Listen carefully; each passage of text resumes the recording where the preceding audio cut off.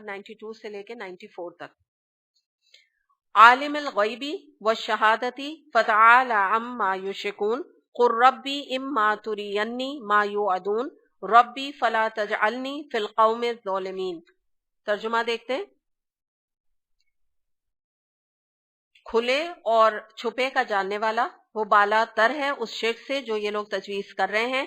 اے محمد صلی اللہ علیہ وسلم دعا کیجئے کہ پروردگار جس عذاب کی ان کو دھمکی دی جا رہی ہے وہ اگر میری موجودگی میں تو لائے تو اسے اے میرے رب مجھے ان ظالم لوگوں میں شامل نہ کیجیے گا.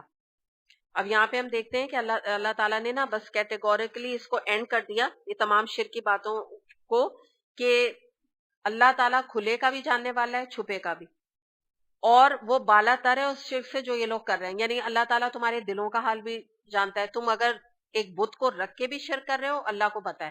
اگر تم چھپ چھپ کے نمازوں میں وسیلے بنا رہے ہو نبی کریم صلی اللہ علیہ وسلم کے تو وہ بھی اللہ جانتا ہے. کوئی لوگ بعض دفعہ کہتے ہیں کہ کسی نے مجھے بتایا کہ میں نے آج تک کوئی دعا نبی کریم صلی اللہ علیہ وسلم کے وسیلے کے بغیر نہیں مانگی جب تک ان کو علم نہیں تھا. انہوں نے یعنی اس کو ایڈمٹ کیا. انہوں نے کہا آج تک کوئی دعا، یعنی وہ کہیں تھی مجھے تصور ہی نہیں تھا کہ آپ کے وسیلے کے بغیر بھی کوئی دعا مانگی جا سکتی. تو وہی اللہ تعالیٰ یہاں فرما رہے ہیں کہ تم چھپ کے بھی دعا نمازوں میں مانگ رہے ہو وسیلوں سے، یا تم بالکل جا کے شرک جلی کر رہے ہو، مزاروں میں جا کے بیٹھے ہوئے ہو.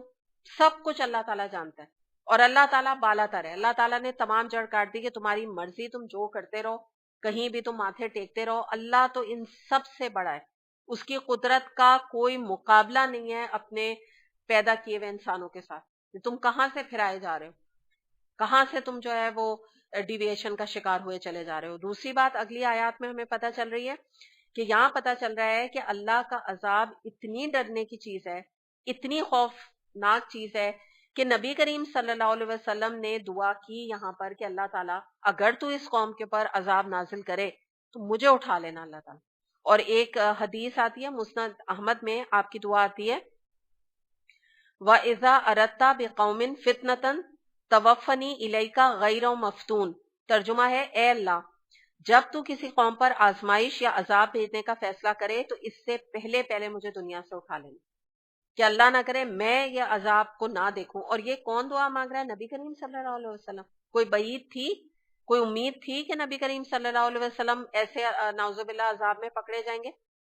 تو ہمارا جو معاملہ ہے یہ ایکچولی ہمیں سنایا جا رہا ہے. نبی کریم صلی اللہ علیہ وسلم کا یہ نعوذ باللہ مسئلہ نہیں تھا. آپ کے ساتھ ایسا کبھی نہ ہوتا. شرط کے ساتھ بات ہوتی ہے نا، آپ نے فرمایا اگر ایسا ہو، تو ایسا ہونا ہی نہیں تھا. لیکن ہمیں ایکچولی سنانا مقصود ہے. تو پتہ یہ چل رہا ہے کہ صرف گنہگاروں کو اللہ تعالیٰ کے عذاب سے یا اللہ تعالیٰ کے غضب سے نہیں ڈرنا چاہیے، بلکہ نیکوکاروں کو اور نیک لوگوں کو بھی اپنی تمام نیکیوں کے باوجود اللہ تعالیٰ سے پناہ مانگنی چاہیے. جو ابھی ہم بات کر رہے ہیں کہ کوئی گارنٹی نہیں ہے کہ انسان بظاہر جو نیک نظر آ رہا ہے تو وہ کیا ہے بھائی مجھے ضرورت بھی کیا ہے، اب میں یہ دعائی کرنا چھوڑ دوں اللہم اجرنی من النار. میں تھوڑی نا آگ میں جلائی جاؤں گی. میں ایک مثال آپ کو دے رہی ہوں. یہ بھی ہمارے یہاں ایک ڈیویشن آ جاتی ہے لوگوں میں، جو تھوڑا بہت چار لفظ ان کو کوئی پتہ لگ جاتے ہیں، قرآن کا کچھ علم آ جاتا ہے یا اپنے کو سو کالڈ وہ نیک سمجھنے لگتے ہیں، تو اس حد تک اپنی سوچ کو لے جاتے ہیں کہ وہ کیا مجھے تو اب یہ ضرورت ہی نہیں، یہ چھوڑ دو، یہ بھی دعا جہنم کی چھوڑ دو، فلاں بھی چھوڑ دو، میرے ساتھ تھوڑی نا یہ ہونے والا ہے. یہ گنہگار لوگ جو ہیں ان کا یہ معاملہ ہے. تو آپ بہت بڑا سبق یہاں موجود ہمیں ہے کہ نبی کریم صلی اللہ علیہ وسلم دعا مانگ رہے ہیں. آپ بتائیں، رونگٹے کھڑے کر دینے والی بات ہے. تو یہ باقاعدہ ہمیں دعا سکھائی گئی، قرآن میں بھی موجود ہے، اور میں آپ کو جو بتا بھی رہی ہوں کہ ایک اور بھی حدیث سے بھی یہ ثابت ہے. تو مراد کیا ہے کہ اللہ تعالیٰ ایسا نہ ہو جائے. اس سے یہ بھی مراد ہے کہ اللہ تعالیٰ آج میں نیک ہوں. ایک اور پہلو میں آپ کے سامنے اس کا رکھ دوں، آج میں نیک ہوں، اللہ نہ کرے کل مرنے سے پہلے کوئی ڈیویشن میرے دماغ میں آ جائے، کوئی ہدایت کی راہ چھوڑ کر میں گمراہی کی طرف لگ جاؤں، نیک کام کرتے کرتے کوئی مجھے کوئی معاشرے کا پریشر آ جائے، پتہ چلا جو حجاب کرتی تھی، سر کور کرتی، وہ چھوڑ دیا، کوئی سود اچھا خاصا چھوڑ دیا تھا، بچے کی شادی قریب آئی یا کوئی پیسوں کا مسئلہ ہے، دوبارہ سود لینا شروع کر دیا. تو یہ بھی یہاں مراد ہے کہ اللہ تعالیٰ کہیں ایسا نہ ہو جائے کہ میرا انجام اتنا برا ہو کہ میرے اوپر کوئی عذاب آ جائے، یا آخرت کا آپ سمجھ لیجیے کوئی خسارہ میرے حصے آ جائے. تو اس لیے ان چیزوں سے جو ہے پناہ مانگی گئی ہے. عمر رضی اللہ عنہ کے بارے میں آتا ہے کہ وہ کہا کرتے تھے کہ دعا مانگنے کی توفیق مل جانا بھی بہت بڑی بات ہے۔ کتنے لوگ تو ایسے نہ استغفار کرتے ہیں نہ اللہ تعالیٰ سے دعا کرتے ہیں، نہ اس طرح کی بات کرتے ہیں کہ اللہ تعالیٰ کسی پر کوئی قوم پہ آزمائش ہے، عذاب ہے تو مجھے اٹھا لینا، یعنی مراد یہ اللہ تعالیٰ میں ان کے درمیان میں میرا حساب کتاب نہ ہو کیونکہ میں بھی پکڑا جاؤں گا نا، یہ مراد ہے یہاں پہ۔ تو یہ بھی اس سے مراد ہے کہ اللہ تعالیٰ کبھی بھی کوئی زندگی میں کوئی بھی پریشر آئے، کوئی بھی پریشانی آئے تو اللہ تعالیٰ مجھے اس میں ثابت قدم رکھنا، یہ میں ڈیویشن کا شکار نہ ہو جاؤں، شرک میں نہ مبتلا ہو جاؤں۔ کچھ لوگوں کو آپ دیکھیے زندگی میں شرک نہیں کیا ہوتا، اچانک سے کوئی مسئلے مسائل آتے ہیں وہ تعویذوں کے چکروں میں پڑ جاتے ہیں۔ ابھی جیسے یہ بتا رہی ہیں عورتوں کا پتہ پوچھ کے پہنچ جاتے ہیں کہ پریشانی دور نہیں ہو رہی ہے اور چلو فلاں سے کوئی وظیفہ کوئی تعویذ لکھا کے لے آتے ہیں۔ کبھی شرک نہیں کیا ہوتا ہے، پریشانی میں یہ کیفیت آ جاتی ہے تو انجام تو برا ہو گیا نا، اچھا خاصا چلتے چلتے ڈیویشن کا شکار ہو گئے۔ تو اللہ سے اس چیز کی بھی پناہ مانگیں کہ اللہ تعالیٰ کہ اگر شرک چھوڑ دیا، اگر بدعات چھوڑ دی، اگر اللہ تعالیٰ ہدایت کی روشنی دل میں آ گئی، اللہ تعالیٰ اسے مرتے دم تک قائم رکھ، ورنہ یقین کریں سب کیے کرائے پہ پانی ہے۔ آپ نے مثال کے طور پہ 10 سال بھی قرآن کے ساتھ لگا دیے اور اللہ نہ کرے قرآن چھوٹا اور اس کے بعد، اور یہ ہوتا کب ہے، یہ میں آپ کو بتا دوں ہوتا کب، جب آپ قرآن چھوڑیں، ورنہ انشاءاللہ تعالیٰ نہیں ہوگا، یہ میں آپ کو بتا رہی، یقین کر لیں۔ آپ قرآن پڑھتے ہوئے نہیں ہوگا، اتنی ڈیویشن پہ آپ نہیں جائیں گے، چھوٹی موٹی نافرمانی ہو جائے گی، ہم انسان ہیں، خطا ہو جائے گی، غلطی ہو جائے گی، انسان افسوس کرے گا، لوٹ آئے گا، لیکن شرک بدعات بڑی بڑی گناہ کبیرہ اللہ نہ کرے وہ نہیں ہو سکتا۔ شراب ہو گیا، زنا ہو گیا، سود ہو گیا، وہ قرآن پڑھتے ہوئے انسان دوبارہ اس کا ارتکاب نہیں کرتا، اس کے رونگٹے کھڑے ہو جائیں اگر وہ ایسا کام کرے۔ تو یہ ہوتا ان لوگوں کے ساتھ ہے دراصل کہ شروع میں نیکیاں کر لیں، قرآن کورس کر لیا، عمل کر لیا، اس کے بعد سب کچھ چھوڑ بیٹھے، بالکل پیچھے آتے گئے تو پھر پتہ ہے کیا ہوتا ہے، شیطان بھی ان کو نا پیچھا پکڑ لیتا ہے ان کا، اور جب تک ان کو جس کو کہتے ہیں نا پہاڑ سے نیچے دھکا نہیں دے دیتا نا اس کو چین نہیں آتا۔ ایسے لوگوں کے ساتھ ہوتا ہے، اللہ بچائے کہ اس تنزلی پہ انسان جو ہے نا وہ اتنی اونچائی سے، اتنی معراج سے اور پھر اتنی تنزلی پر آ جائے۔ آگے دیکھتے ہیں آیت نمبر 95 96۔ وَإِنَّا عَلَىٰ أَن نُرِيَكَ مَا نَعِدُهُمْ لَقَادِرُونَ ادْفَعْ بِالَّتِي هِيَ أَحْسَنُ السَّيِّئَةَ نَحْنُ أَعْلَمُ بِمَا يَصِفُونَ۔ اور حقیقت یہ ہے کہ ہم تمہاری آنکھوں کے سامنے وہی چیز لے آنے کی پوری قدرت رکھتے ہیں جس کی دھمکی ہم انہیں دے رہے ہیں۔ اے محمد صلی اللہ علیہ وسلم برائی کو اس طریقے سے دفع کیجئے جو بہترین ہو، جو کچھ باتیں وہ آپ پر بناتے ہیں وہ ہمیں خوب معلوم ہے۔ اب یہاں پہ پہلی بات جو بتائی جا رہی ہے وہ یہ ہے کہ اللہ تعالیٰ فرما رہے ہیں کہ یہ جو عذاب کا ذکر ہے، ہم اگر چاہیں تو ہم آپ کی آنکھوں کے سامنے یہ عذاب لانے کے اوپر قدرت رکھتے ہیں جس کی دھمکی ہم انہیں دے رہے ہیں۔ نبی کریم صلی اللہ علیہ وسلم کے سامنے ہم چاہیں یہ کفار کو تباہ و برباد کر دیں، لیکن اللہ تعالیٰ کی مرضی، اللہ تعالیٰ جو ہے نا وہ کسی کے فرمائشی پروگرام کے طور پہ عذاب نہیں لاتا۔ کفار کہتے تھے لے آئے نا عذاب اگر تو سچا ہے، نبی کریم صلی اللہ علیہ وسلم سے کہتے تھے جاؤ کہو نا اپنے رب سے کہ وہ عذاب لے آئے۔ تو اللہ تعالیٰ فرما رہے ہیں کہ حقیقت ہے ہم آپ صلی اللہ علیہ وسلم کے سامنے، ان کفار کے سامنے ابھی ان کو تباہ و برباد کر دیں عذاب لا کے، لیکن ہم نہیں لائیں گے کیونکہ یہ اللہ کی مرضی، اللہ اس پہ قدرت رکھتا ہے، لیکن اللہ تعالیٰ ایسے کسی کی مرضی پہ نہیں چلتا۔ ہم کوئی ڈکٹیٹ نہیں کر سکتے اللہ تعالیٰ کو بیٹھ کے کہ اللہ تعالیٰ آپ ایسا کریں اور آپ اب یوں کریں، آپ یوں کریں، ہمارا یہ نہ کیلیبر ہے، ہمارا ہم ہیں کیا چیز اللہ کے آگے نا۔ تو یہ اس طرف اشارہ ہے۔ پھر دوسری جو بات بتائی گئی وہ یہ ہے کہ یہاں پہ تھوڑا ایک اسٹریٹجی بتائی جا رہی ہے تبلیغ کی، اور یہ وہ بتایا جا رہا ہے نبی کریم صلی اللہ علیہ وسلم کے حوالے سے کہ یہ جو کفار آپ کے اوپر باتیں بناتے ہیں، پیچھے کی جتنی آیات آپ دیکھ لیجئے شرک کے حوالے سے، سب نبی کریم صلی اللہ علیہ وسلم پر ان کی باتیں ہیں جو یہ بنا رہے ہیں، اور آپ کو سنا سنا کے دراصل اللہ کو ایک طرح سے نگیٹ کرنے کی کوشش کر رہے ہیں۔ تو یہاں بتایا جا رہا ہے تبلیغ کی اسٹریٹجی، نبی کریم صلی اللہ علیہ وسلم کو فرمایا جا رہا ہے کہ دیکھو تمہارے سامنے جو بھی یہ لوگ برائیاں کر رہے ہیں، گناہ کر رہے ہیں، یا تمہارے اوپر تنقید کر رہے ہیں، یا اللہ پہ تنقید کر رہے ہیں، قرآن پہ تنقید کر رہے ہیں، تو اس کو تم بہترین طریقے سے دور کرو، جیسا کہ سورہ حامیم السجدہ آیت نمبر 34-35 میں آتا ہے کہ برائی ایسے طریقے سے دور کرو جو کہ اچھی ہو، اس کا نتیجہ یہ ہوگا کہ تمہارا دشمن بھی تمہارا گہرا دوست بن جائے گا۔ تو یہ یہاں پر ایک تبلیغ کی حکمت ایسے تو کفار کے لیے بتائی جا رہی ہے نبی کریم صلی اللہ علیہ وسلم کو کہ آپ ان کو عفو درگزر کے ساتھ کام لیجئے، نرمی سے کام لیجئے، ان کی دشمنی کی شدت کو نرمی کے ساتھ دور کیجئے، غصہ نہ کیجئے، آگ پر پانی آپ ڈالیں گے تب آگ بجھے گی، ٹھیک ہے، یہ تو نبی کریم صلی اللہ علیہ وسلم کو کہا جا رہا ہے. لیکن اب ہم آ جاتے ہیں اپنے اوپر، آج کے دور کے اوپر. آج بھی جب تبلیغ کی جائے گی تو یہی اسٹریٹجی ہمیں اپنانے کی ضرورت ہے، یہی اخلاق، اعلیٰ اخلاق ہمیں اپنانے کی ضرورت ہے. تو خوش اخلاقی جو ہے وہ تبلیغ کی پہلی سیڑھی، یہ مسلمانوں کا وائٹل رول آج ہے اگر وہ تبلیغ کرنا چاہتے ہیں، چاہے وہ مسلم ہو چاہے غیر مسلم، دونوں کو. اور آپ یہ دیکھیں ہجرت سے پہلے دراصل کون سا جہاد تھا؟ سیلف کنٹرول کا جہاد تھا، اعلیٰ اخلاق کا جہاد تھا، زبان کا جہاد تھا، قلم کا جہاد تھا. یعنی کیا تھا کہ کوئی تلوار نہیں اٹھا سکتا، ٹھیک ہے نا. جب ہجرت کر لی مسلمانوں نے تب مدینے میں ان کو اجازت ہوئی کہ اب تم تلوار اٹھاؤ. باقی جب تک وہ مکے میں رہے تو اجازت نہیں تھی کہ تم ان کے ظلم کے جواب میں تلوار اٹھاؤ. خوش اخلاقی، درگزر کرو، معاف کرو، اگنور کرو، ایسے ہی تھا نا معاملہ. تو یہی یہاں پر بھی بات ہے کہ صرف ہتھیاروں سے جہاد نہیں کیا جاتا ہے، بلکہ لوگوں کے دل جیتنے کے لیے دین کے حوالے سے جو ایک جہاد ہمیں آج کرنے کی ضرورت ہے وہ کیا ہے؟ خوش اخلاقی کے ساتھ کانسٹنٹ تبلیغ کرنی ہے، کول مائنڈڈلی کرنی ہے. یعنی اس سے یہ مراد نہیں کہ آپ کسی کو، آپ خوش اخلاقی آپ کی، اب آپ کسی کو کچھ کہتے نہیں. یہ فائن لائن ہے، اس کو یاد رکھیے گا. یہ خوش اخلاقی نہیں ہے کہ آپ یہ کہیں کہ میں تو فلاں کے نکاح میں گئی اور اس کے بعد، یعنی نکاح سے مراد شادی میں گئی تو وہاں پہ فل میوزک چل رہا تھا تو میں نے بہت ہی خوش اخلاقی دکھائی اور میں نے ان کو کچھ بھی نہیں کہا، کوئی بات ہی نہیں کی میں نے ان سے. یہ نہیں مراد ہے.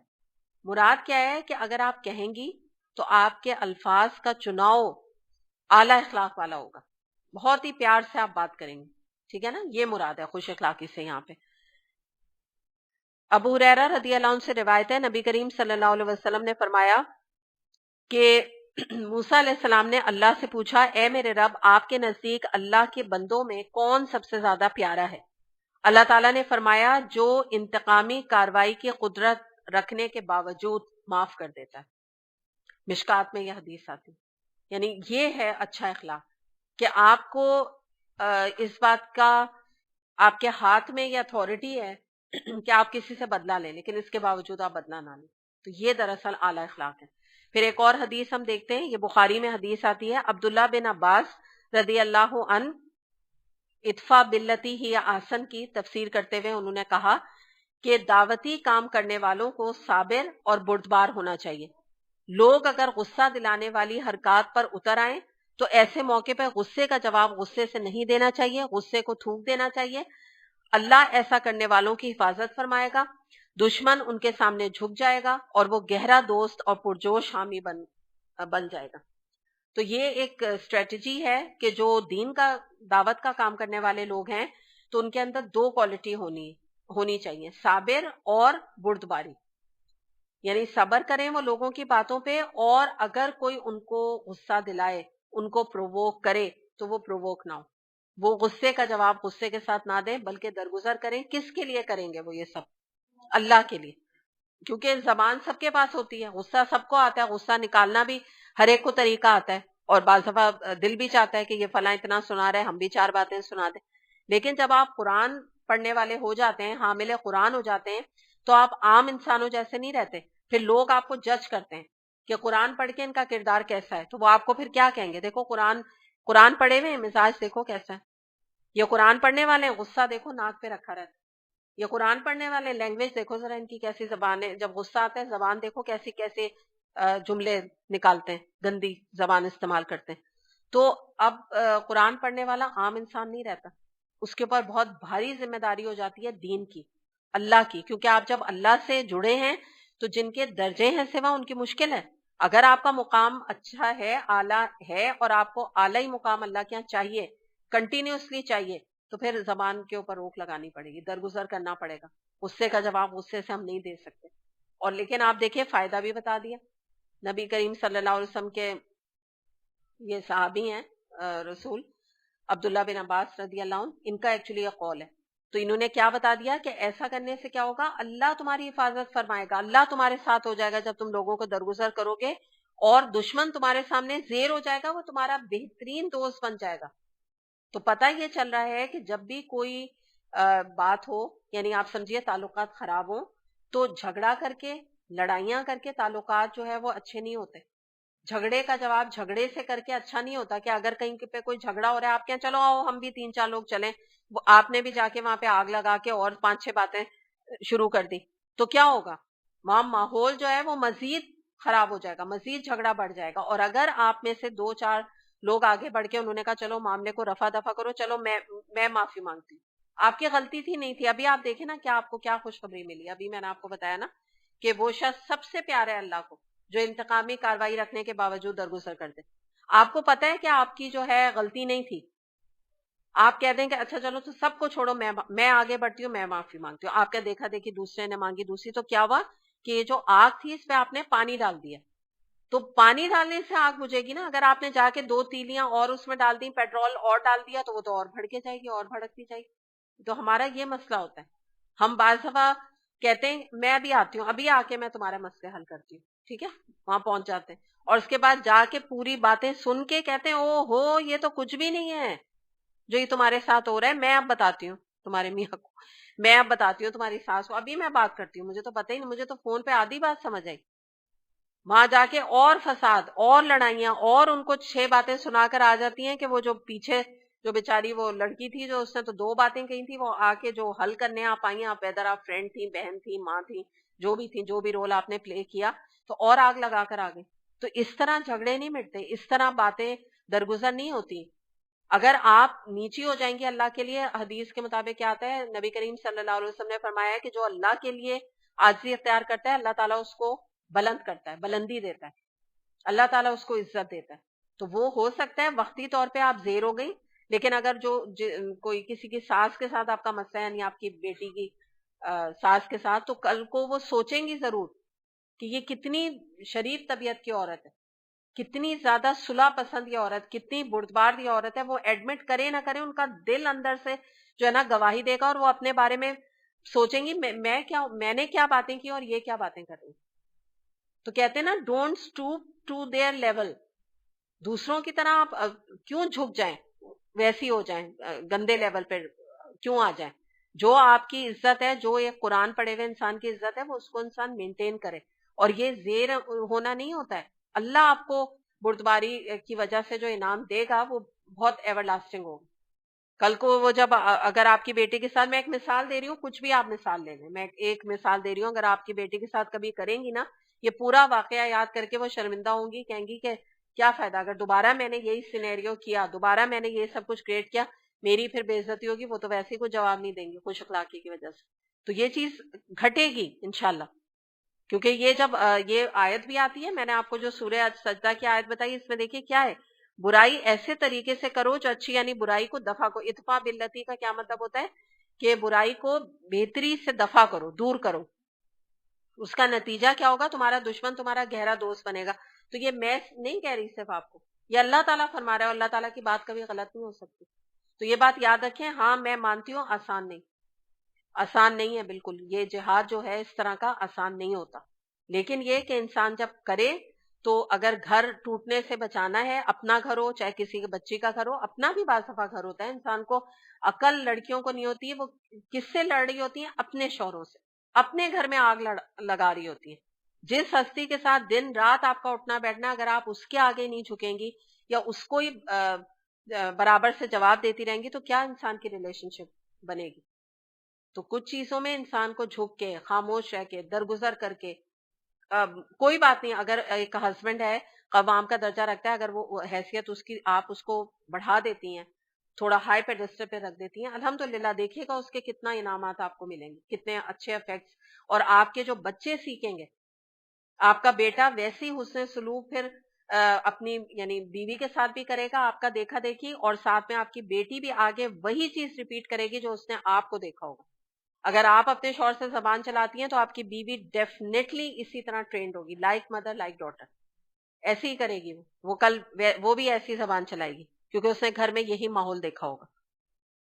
تو یہ جو چیزیں ہوتی ہیں یہ پے کرتی ہیں. اگر وقتی طور پہ انسان زیر ہوتا ہے، مشکل چیزیں ہوتی ہیں، لیکن ایک آپ اپنے، اگر ابھی تک ایسی طبیعت نہیں ہے تو مشکل ہوگی، لیکن پھر بھی کوشش کر کے انسان اپنی ایسی طبیعت بنائے. بات بات پہ نا بھڑکے نہیں. یہ جو چیز ہوتی ہے نا جو ہم ری ایکٹ کرتے ہیں، یہ ایکچولی بھڑکنا ہوتا ہے. جو بھی کوئی بات آپ کو پتا چلے نا، تھوڑی دیر سوچیں، سمجھیں، ٹائم لیں، گھنٹے لیں، دن لیں، اس کے بعد فیصلہ کریں. یہ نہیں ہے کہ اسی وقت کھڑے کھڑے اگر کسی کا فون آئے اسی وقت فیصلہ کر دیا تم گھر چھوڑو آ جاؤ، ابھی آؤ، ابھی میں ڈرائیور بھیج رہی ہوں. یہ جو اس طرح کے ہمارے معاشرے میں یہ چیزیں ہوتی ہیں نا، یہ گھروں کو اور توڑ دیتی ہیں. اور شیطان کا تو فیوریٹ کام ہے گھر ٹوٹے. وہ تو تاج پہناتا ہے، آپ کو پتا ہوگا کہ اس سے زیادہ شیطان کسی چیز سے خوش نہیں ہوتا کہ گھر ٹوٹے.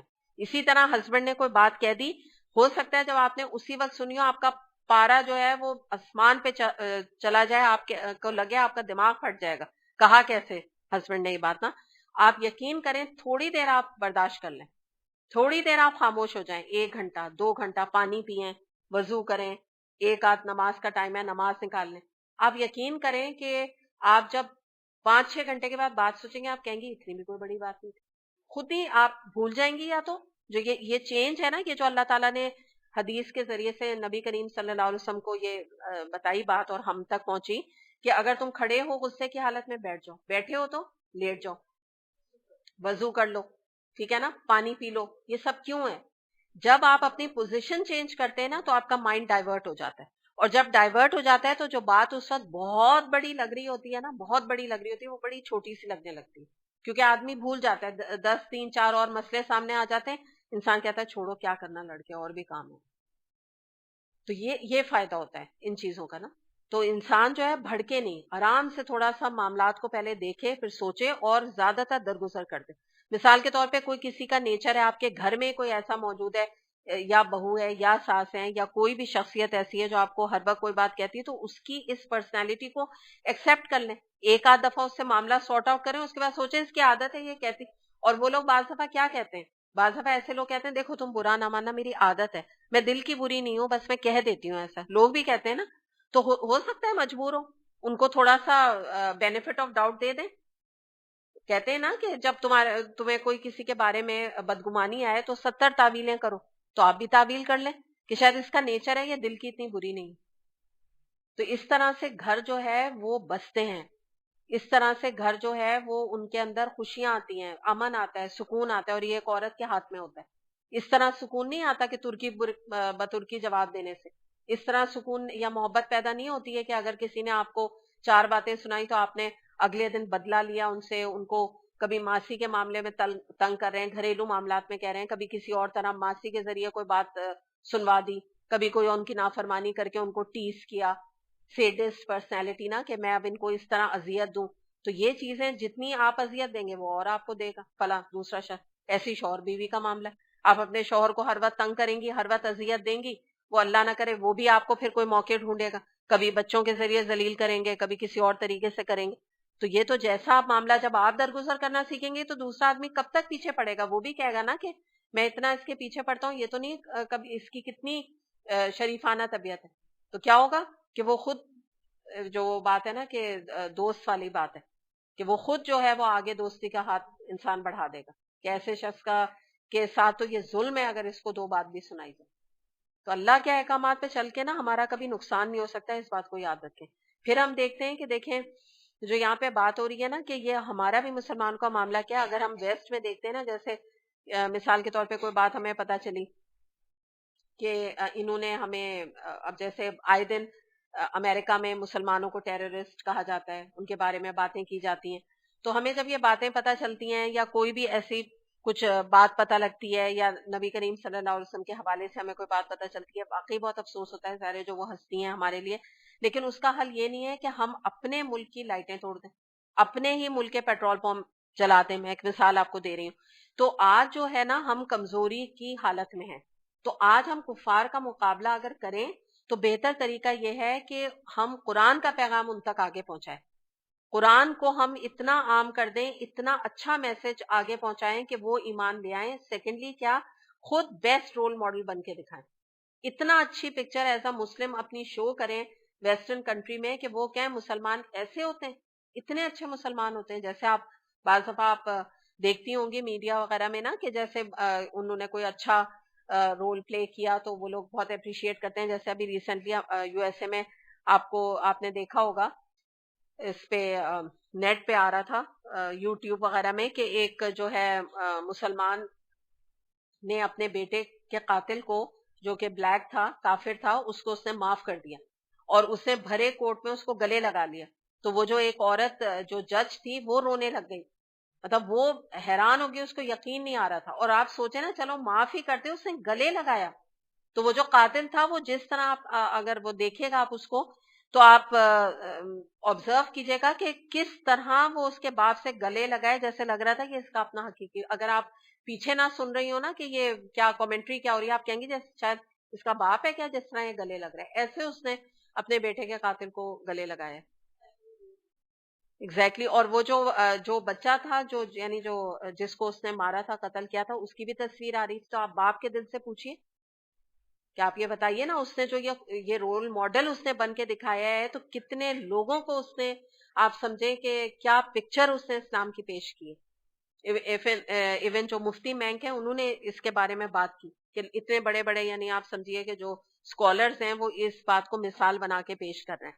تو یہ طریقہ ہوتا ہے نا, یہ لوگوں کو دوست بنانے کا, اور ایک ایسی پکچر کافروں کے سامنے خاص طور پہ دینے کا, کہ جیسے آپ کو پتا ہے نا, ابھی بھی جب یہ ہوا تھا, یہ کانسرٹس وغیرہ میں اور مختلف جگہوں پہ یہ ہوئی ہے نا, یہ شوٹنگ وغیرہ ہوئی ہیں, اور انہوں نے کافی لوگوں کو جب مارا ہے, تو مسلمانوں نے وہاں پہ جو آس پاس گھروں میں رہتے تھے, تو انہوں نے ان کی نان مسلمس کی جان بچائی.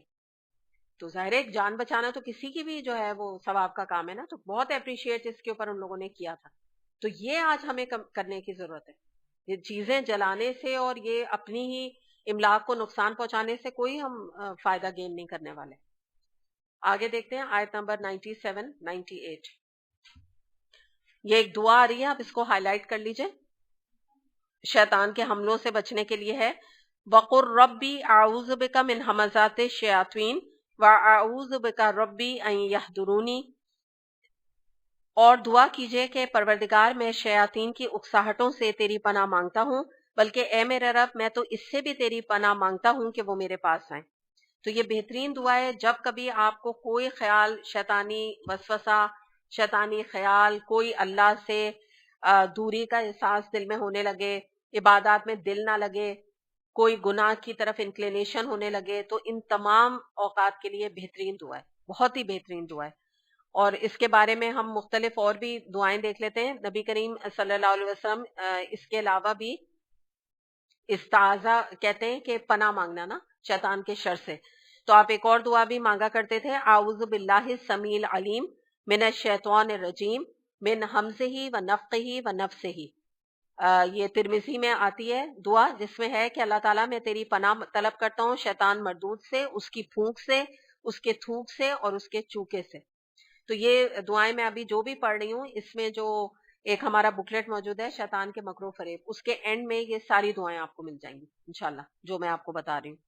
اس کے علاوہ ایک اور بھی ابو داؤد میں دعا آتی ہے کہ اللہم انی اعوذ بک ان یتخبطنی الشیطان عند الموت, یعنی اے اللہ, جو آخری وقت میں جب موت کے قریب, جان کنی کا جب وقت ہوتا ہے, تو اللہ تعالیٰ تو مجھے اس وقت شیطان کے اچک لینے سے میں تیری پناہ میں آتا ہوں. اچک لینا کیا ہوتا ہے کہ شیطان مرتے وقت ہر انسان کو یہ بہکاتا ہے کہ وہ اللہ سے شرک کا, اللہ کے آگے شرک کا دعویٰ کرے.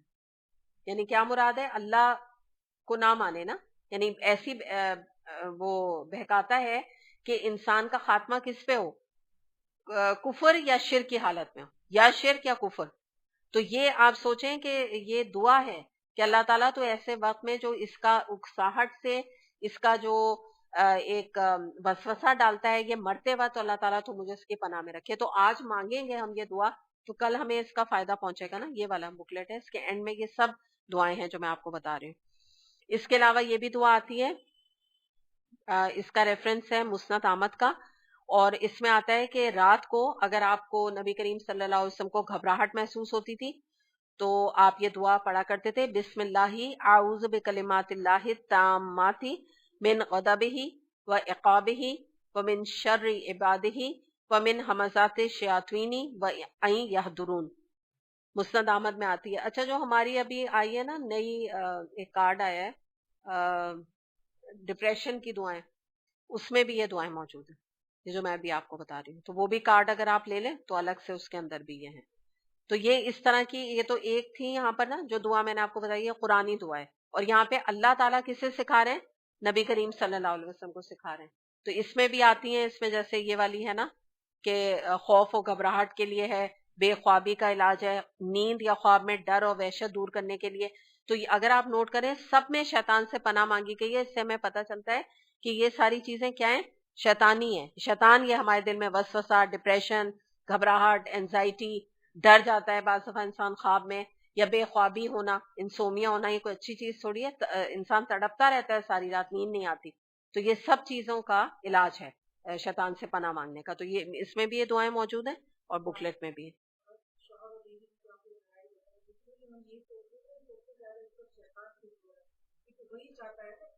آپ کو پتہ ہے کہ جو حدیث، ہاں جو ایک حدیث کے مطابق بھی آتا ہے نا، وہ تاج پہناتا ہے نا، وہ سب سے پوچھتا ہے کہ تم لوگوں نے کیا کام کیے.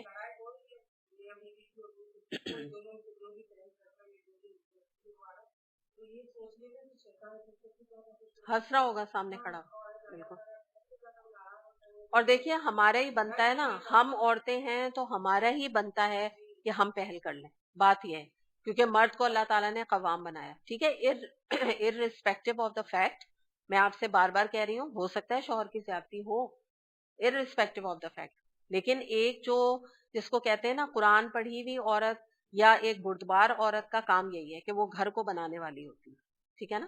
تو یہ طریقہ یہی ہوتا ہے. اور اس طرح سے آپ یاد رکھیں کہ شوہر کی تربیت ہماری ذمہ داری نہیں ہے، اور نہ تربیت کر سکتی ہے نا عورت، لیکن یہ ایک طریقہ ہوتا ہے، یہ خاموش تربیت ہے. دوسرا انسان دیکھ کے دوسرے سے جب آپ بہت کلوز رہتے ہیں تو بعض دفعہ آپ اچھی ہیبٹس اور بری ہیبٹ دوسروں کی لے لیتے ہیں. ہوتا ہے نا ایسا. جب فرینڈس کی ہم لے لیتے ہیں تو شوہر بیوی تو بالکل ہی ساتھ ساتھ رہنے والے لوگ ہیں، تو انسان لے لیتا ہے، اچھی عادتیں بھی لے لیتا ہے ایک دوسرے کی انشاءاللہ. اچھا اب ہم آ جاتے ہیں اپنے ٹاپک پہ. کچھ یہ شیطان کے حوالے سے، کیونکہ یہاں شیطان کا ذکر کیا گیا، دعا کی بات کی گئی، تو ہم یہ دیکھتے ہیں کہ سورہ اعراف آیت نمبر 16 اور 17 میں شیطان نے کیا کہا. کیونکہ یہاں پہ پناہ مانگی گئی ہے نا، تو کیوں ہم پناہ مانگ رہے ہیں شیطان کے شر سے؟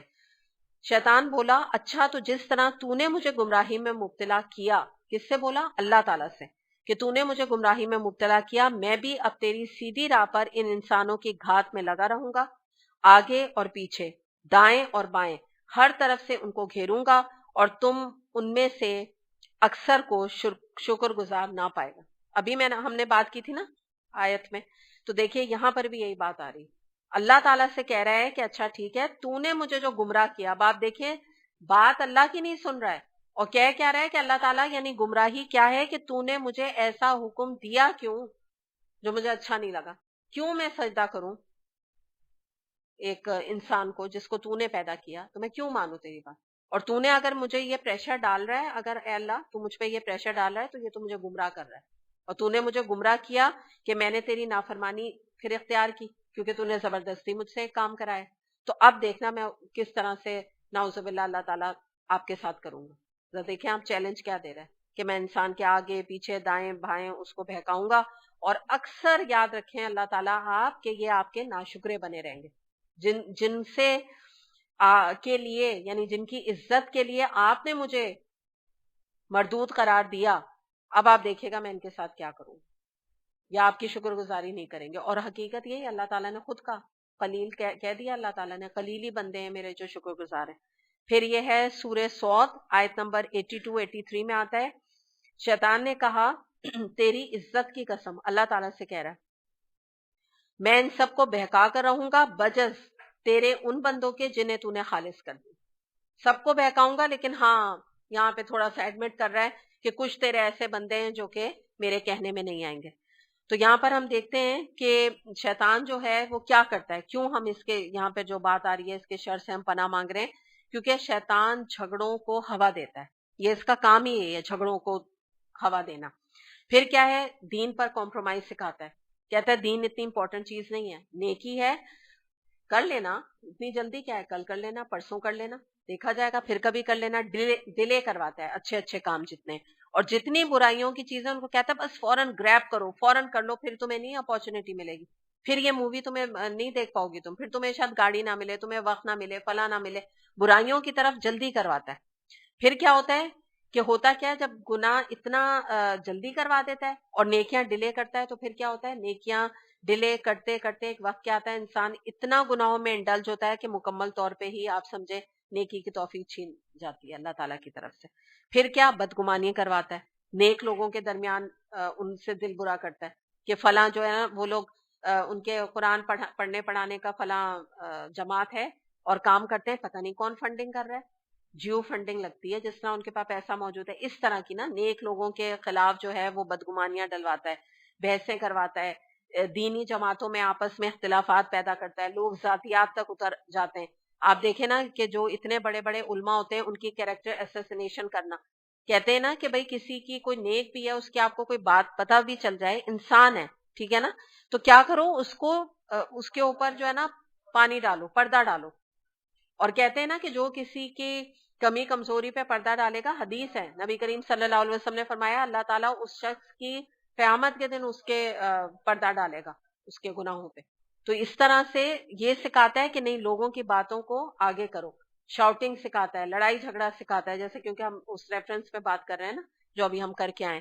پھر کیا ہوتا ہے کہ غیبت، انتقام لینا اور لڑائیاں کرنا اور یہ کہنا کہ دیکھنا میں کیسا بدلہ لوں گی، اس نے مجھے ایسے کیا، میرے ساتھ ایسا کیا، دیکھنا اب میں اس کے ساتھ کیا کروں گی، یہ سب شیطانی چکر ہے۔